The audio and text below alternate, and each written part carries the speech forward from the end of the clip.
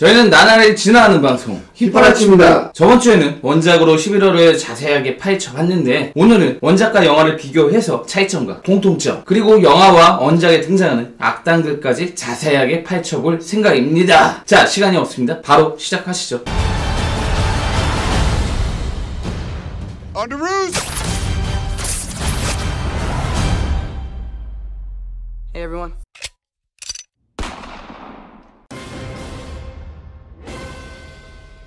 원작에서는 미국 정부가 초인들을 통제하는 초인 등록 법안을 발행하지만 영화에서는 117개국으로 이루어진 세계 정부가 초인들을 통제하는 소코비아 협정안을 발행합니다. 즉 앞으로 히어로 활동을 하려면 유엔의 승인을 받아야 된다는 것이죠. 원작에서는 유 워리어즈가 폭발 능력을 가지고 있는 나이트로를 잡다가 대참사가 일어나고 이를 계기로 초인 등록 법안이 발행되지만 영화에서는 크로스본즈의 폭탄 테러와 그동안 일어난 사건들 때문에 소코비아 협정안이 발행됩니다. 어벤져스 뉴욕 사태, 워싱턴 DC 사건, 소코비아 사태. 근데 많이 안 죽었어. 아무래도 그 DC 코믹스의 맨 오브 스틸이라는 영화 있잖아요. 거기서 슈퍼맨이 깽판을 좀 다녔는데 왜 이렇게 사람이 많이 안 죽었나? 그러니까 물어보니까 감독이 그런 말을 했었죠. 그 당시에 도시에 사람들이 퇴근 중이었기 때문에 많이 안 죽었다. 혹시 이 어벤져스 사건도 퇴근 중이지 않았을까 하는 생각을 조금씩 해보게 되네요. 아, 이해가 되는데요. 안 그럼 저렇게 많이 죽는 게 말이 안 되죠. 또한 크로스본즈를 막던 중 스칼렛 위치의 실수로 시민들이 다치면서 소코비아 협정안은 더욱 탄력을 받게 됩니다. 원작에서는 거대한 능력을 지닌 골리앗이 등장하지만 영화에서는 앤트맨이 거대한 능력을 발휘합니다. 물론 원작에서도 앤트맨이 거대한 능력을 지닌 자이언트맨으로 등장하지만 영화에서 골리앗이 등장하지 않았기 때문에 그가 골리앗 역할을 맡은 것으로 보이죠. 원작에서는 골리앗이 토르 복제인간에게 죽으면서 더욱 치열하고 급박한 상황을 연출했는데 영화에서는 워머신이 비전의 강선을 맞으면서 히어로들의 갈등을 극대화시켰죠. 어떻게 보면 워머신이 골리앗의 역할을 한 것이죠. 원작에서는 미스터 판타스틱과 아이언맨이 만든 네거티브 존 42의 반대파 히어로들을 가두지만 영화에서는 정부에서 운영하는 수중 감옥인 레포트가 등장합니다. 즉 정부가 반대파 히어로들을 비인간적으로 가두고 있었던 것이죠. 먼저 원작과 영화 모두 아이언맨이 스파이더맨의 코스튬을 선물해주는 건 똑같아요. 하지만 원작에서는 최첨단 슈트인 아이언 스파이더를 선물해주고 영화에서는 허접한 스파이더맨 슈트를 업그레이드 해줬다는 것은 다를 뿐이죠. 제가 볼 땐 돈에서 정말 많은 차이가 나는 것 같은데요. 그 이유가 스파이더맨의 그 탄생 배우도 아직 단독영화로 안 나왔고 그러니까 너무 좀 늦게 이루어졌기 때문에 그래서 어쩔 수 없는 선택인 것 같아요. 뭐 이후 단독영화가 나오면 충분히 아이언 스파이더 갑옷도 나올 수 있겠죠. 또한 스파이더맨이 아이언맨 진영에 합류하는 것도 똑같지만 원작에서는 아이언맨이 스파이더맨의 정체를 밝히면서 큰 이득을 보게 되죠. 또한 아이언맨은 매번 전투를 할 때마다 스파이더맨을 곁에 두었는데 그 이유는 모든 위협을 사전에 감지하는 스파이더 센스 때문이에요. 게다가 아이언맨은 스파이더맨에게 선물해준 아이언 스파이더 슈트로 스파이더맨의 스파이더 센스를 훔치고 스파이더맨이 이후 진영을 탈퇴하려고 하자 악당들을 보내 그를 죽음 직전까지 모는 잔인함을 보여주었죠. 하지만 영화에서는 스파이더맨을 옆집 아저씨처럼 잘 챙겨주며 이후 스파이더맨 단독 영화에도 등장해서 스파이더맨과 친한 관계를 유지한다고 하는데 어떻게 보면 키다리 아저씨네. 먼저 영화에서는 헬무트 제모의 테러로 아버지가 죽음을 당하지만 원작에서는 비브라늄을 노린 율리시스 클로에게 죽음을 당하게 돼요. 그리고 율리시스 클로는 분노한 블랙팬서의 공격으로 오른팔을 잃고 이후 오른팔을 소닉 블래스터로 바꾸고 블랙팬서의 오랜 숙적으로 거듭나게 됩니다. 참고로 율리시스 클로는 어벤져스 2에서 울트론에게 비브라늄을 파는 불법 무기상으로 등장했어요. 그런데 이후 욕심을 부리다가 왼팔을 잃게 되죠. 원작은 오른팔, 영화는 왼팔. 아, 그게 틀리네? 네. 따라서 여기에 뭐 소닉 블라스터나 다른 걸 달고 나오면 율리시스 클로가 탄생할 수도 있겠죠. 아니면 여기서 죽었거나.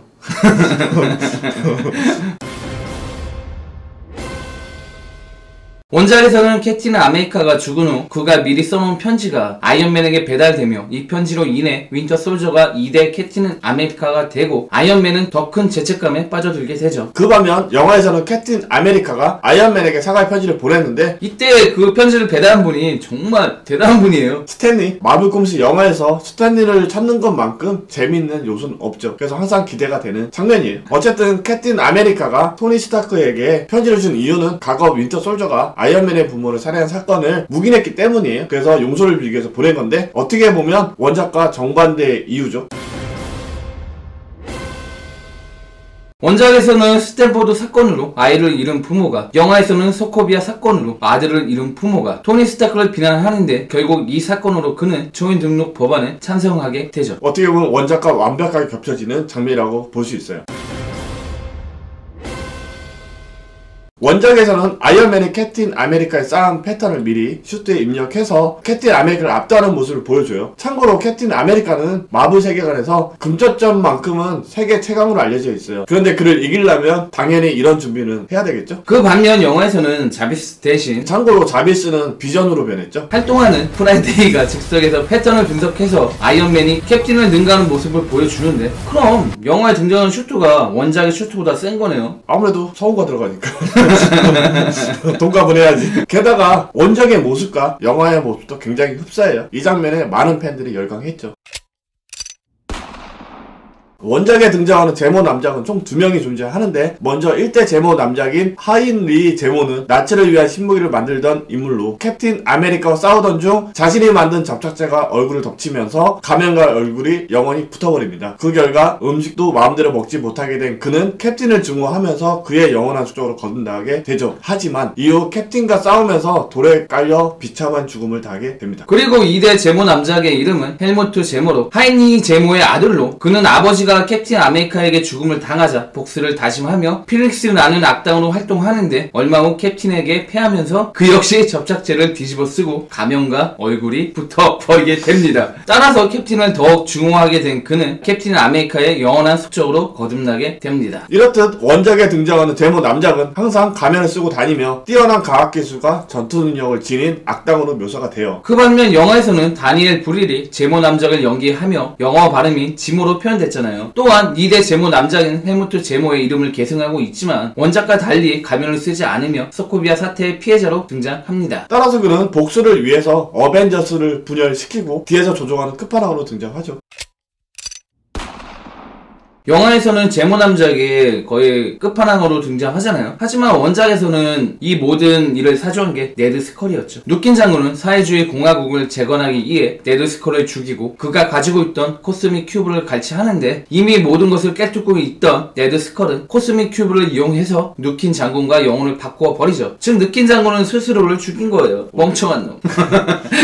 원래 뛰는 놈 위에 나는 놈이 있다고? 마블 세계에는 똑똑한 놈이 최고야. 그죠? 참고로 코스믹 큐브는 강력한 현실 조작 능력을 가진 아이템으로 사용자가 원하면 모든 것을 들어주지만, 그 반면 사용자를 높은 확률로 타락시키거나 미쳐버리게 만들기 때문에 매우 위험한 물건이에요. 그래서 원작에서도 레드 스컬이 코스믹 큐브를 잘 사용하지 않으려고 했었죠. 아무튼 누킨 장군의 몸을 차지하면서 막대한 돈을 얻게 된 네드 스컬은 초인적인 능력을 가지고 있는 캡틴 아메리카의 몸을 얻기 위해 세뇌와 정신 조정의 전문가인 닥터 파우스트와 함께 다양한 음모를 꾸미게 됩니다. 그 결과 닥터 파우스트에게 세뇌를 당한 샤론 카터가 캡틴 아메리카를 죽이면서 레드 스컬은 캡틴 아메리카의 몸을 얻는데 성공하게 됩니다. 참고로 샤론 카터가 쓴 총이 캡틴 아메리카의 정신을 다른 곳으로 보내는 총이었잖아요. 굳이 네드 스컬이 이 총을 사용한 이유는 온전한 캡틴의 몸을 얻기 위해서였어요. 하지만 얼마 후 시공간을 무사히 탈출한 캡틴에 의해 레드 스컬은 비참한 치료를 맞이하게 되죠. 참고로 네드 스컬은 영화 캡틴 아메리카 퍼스트 어벤져에서 캡틴 아메리카와 싸우다가 코스믹 큐브를 잡으면서 소멸했는데, 코스믹 큐브가 순간이동과 공간을 재배열하는 능력을 가지고 있었기 때문에 사실 네드 스컬은 충분히 살아날 가능성이 있는 악당이죠. 참고로 코스믹 큐브는 어벤져스에서 로키가 스타오리 종족을 포탈로 끌어오는 역할을 했었어요.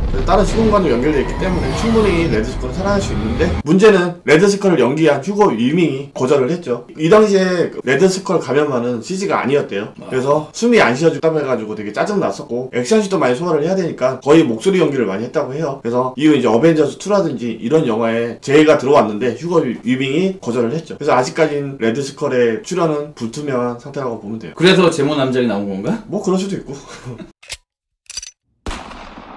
원작에서의 크로스 본주의 본명은 브록 넘노우로 어렸을 때부터 깽단을 이끌다가 태스크 마스터의 눈에 띄면서 전문적인 훈련을 받게 됩니다. 그리고 무자비하고 강력한 용병으로 이름을 떨치던 그는 레드 스컬의 부하가 되면서 캡틴 아메리카의 영원한 숙적으로 거듭나게 되죠. 참고로 크로스 본주는 어렸을 때부터 레드 스컬을 존경해 왔기 때문에 레드 스컬이 쫓아낸다고 해서 절대로 변하지 않을 충성심을 보유하고 있어요. 그렇기 때문에 크로스 본주는 레드 스컬이 캡틴 아메리카의 몸을 차지하려는 음모를 꾸밀 때 가장 적극적으로 활동을 했으며, 이후 캡틴 아메리카를 저격하면서 자신의 충성심을 증명하게 되죠. 그 반면 영화에서는 실드 스트라이크 팀장으로 등장한 그는 이후 하이드라의 행동대장으로 밝혀지면서 강력한 카리스마를 뽐내지만 결국 헨리 캐리어가 건물과 충돌하면서 온몸에 심한 화상을 입게 되죠. 또한 캡틴 아메리카 11호에서는 화상을 입은 얼굴과 원작과 흡사한 코스튬을 입고 등장하면서 많은 팬들의 환호를 받았지만 결국 나이트로의 포지션을 맡으면서 너무 쉽게 죽어버렸죠. 너무 짧게 나왔어요. 어쨌든 이 사건으로 인해서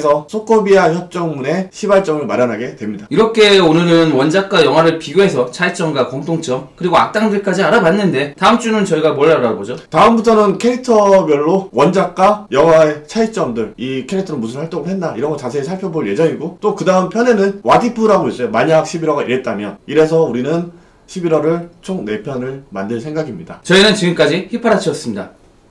히히 파라찌 야